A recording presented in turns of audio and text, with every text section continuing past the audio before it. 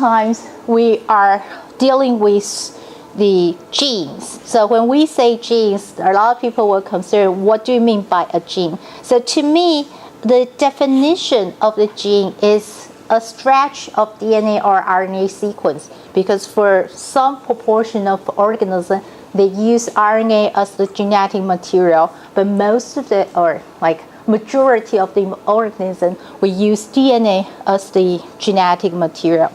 So for a stretch of DNA sequence, if it can transcribe to RNA or later become a protein, they either use the RNA or protein as their functional units. So when I say functional unit, it's like its function was, the action was performed by that particular molecule. The molecule could be RNA, as we know for a lot of the RNA genes, and also could be proteins. The traditional, we think most of the enzymatic function or biochemical function, metabolic function were performed by proteins. So either they function as an RNA molecule or as a protein, then that is what we call a gene.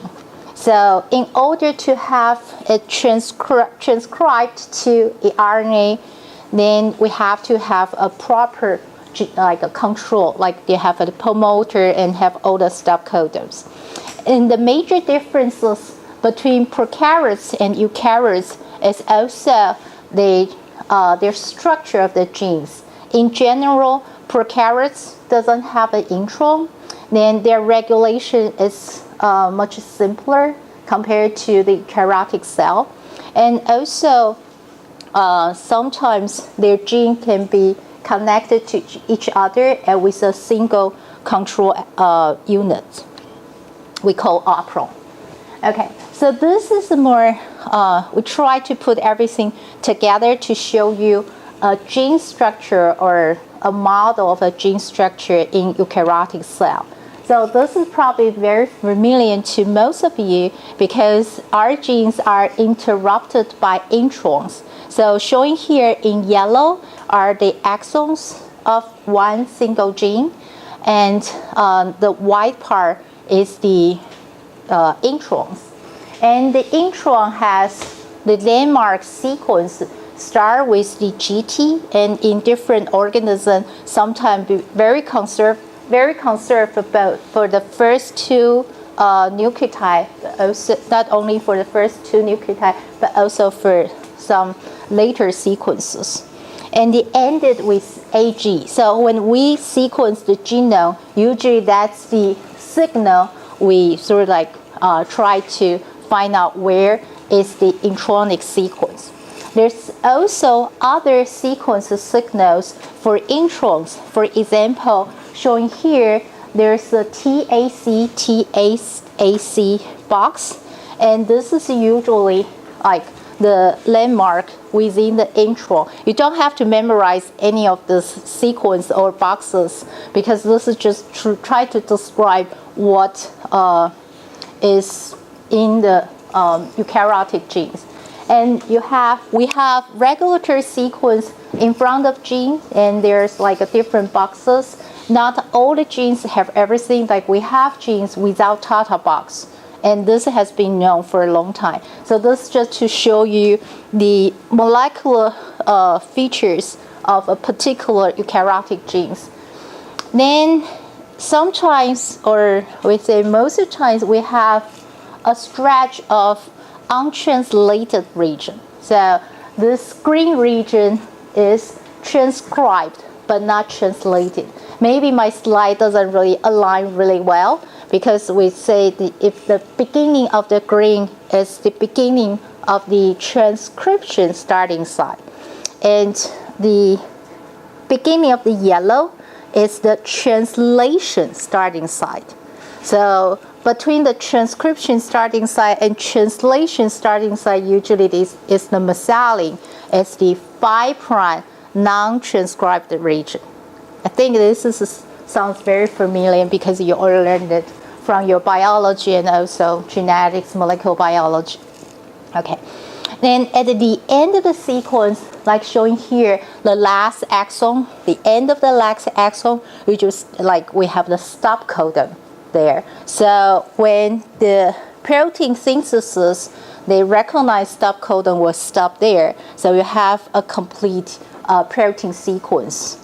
Then that's like all the yellow part we call the coding region. So in particular, so when we say, okay, if I provide a sequence, a coding sequence of a gene, then what we mean is all the yellow region added together.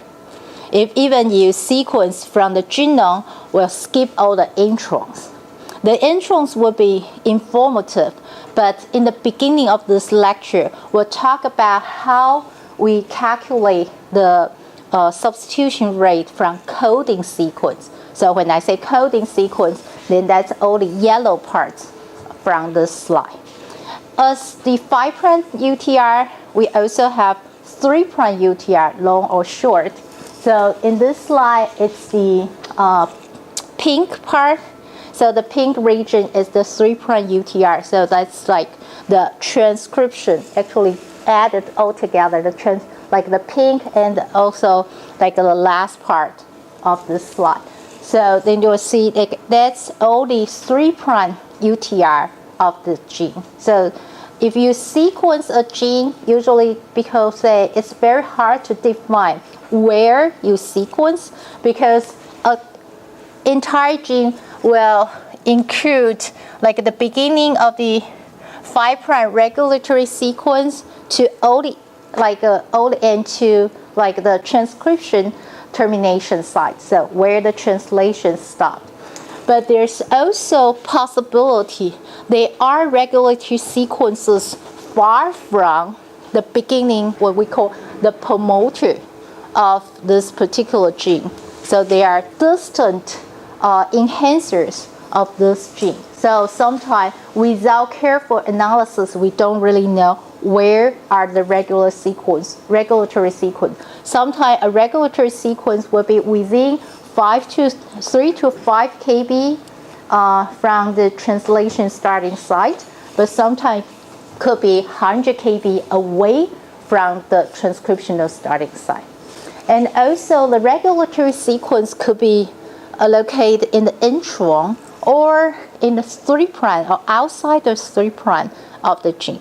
So that's why when people talk about a gene, you have to define. So usually say we sequence from where to where. In your paper or in the published paper, they will say they sequence ADH, but they will say where of the ADH gene they sequenced. So that's usually you will see in the paper. So this is just to remind me to talk about all the possible features in the sequence, but primarily we'll focus on the exons showing here, or the coding sequence.